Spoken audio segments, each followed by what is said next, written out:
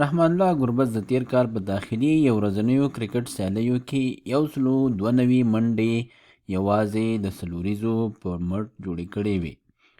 رحمان الله ګربز خو تاسو پېژنئ چې د افغانستان د کرکټ ملي لوبډلې لوبغاړی دی. نو 192 منډې دا یې په یوازې د سلوریزو په مټ جوړې کړې وې چې هره سلوریزه څومره کېږي. هره سلوریزه موږ او تاسې پوهېږو چې یوه سلوریزه 4 منډې کېږي. هغه د ټول فصل په 12 لوبو کې لوبېدلی دی. نو موږ او تاسو نه غواړي چې معلوم کړئ چې ګربز په هره لوبه کې څو سلوریزې وهلي دي. اټکل کړئ چې په هره لوبه کې همغه شمېر سلوریزې وهلي دي. نو ګربز خو موږ او تاسو پوهېږو چې تکړه لوبغاړی دی او بل دا چې په هره لوبه کې په همغه اندازه سلوریزې وهي. قسم یې کړی وي چې همغه اندازه سلوریزې به وهي. نو دې لپاره چې موږ معلوم کړو چې په هره لوبه کې څو سلوریزې وهي، دې لپاره څو طریقې دي. یوه طریقه دا ده چې موږ راواخلو ټولې منډې راوالو.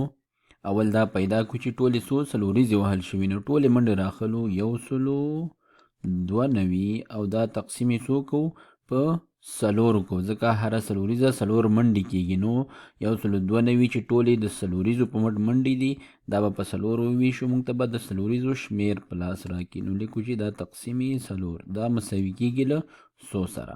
نو دې لپاره موږ راځو د ویش عملیه ترسره کوو. دلته موږ لیکو چې 192 دا تقسیم 4. نو راځو اوس دا ویش تر سره کوو. 4 موږ پوهېږو چې په یو کې نه دی شامل، په 19 کې 4 څو ځلې شامل دی؟ په 19 کې 4 ځلې شامل دی. نو 4 په 4 کې 14 کېږي. 14 له دې څخه منفي کوو. 19 نه چې 14 راشي ځواب پاتې کېږي 3. اوس موږ دا عدد راښکته کوو، دا به شي 32. اوس پوهېږو چې 32 کې 4 څو ځلې شامل دی؟ 8 ځلې. نو 8 په 4 کې 32. دا له دې څخه منفي کوو، موږ سره ځواب پاتې کېږي 0.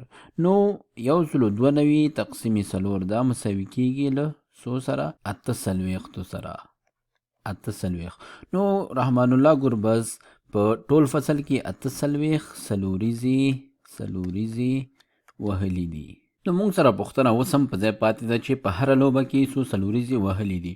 نو 48 سلوریزې په ټول فصل کې وهلي او په فصل کې ټول 12 لوبو کې لوبېدلی دی. نو موږ به دا 48 راواخلو. 48 دا به تقسیم څو کو 12، ځکه هغه په 12 لوبو کې لوبېدلی دی. دا به موږ ته ځواب راکړي. نو 48 چې په 12 وویشو موږ ته ځواب راکوي 4. نو هغه په هره لوبه کې 4 سلوریزې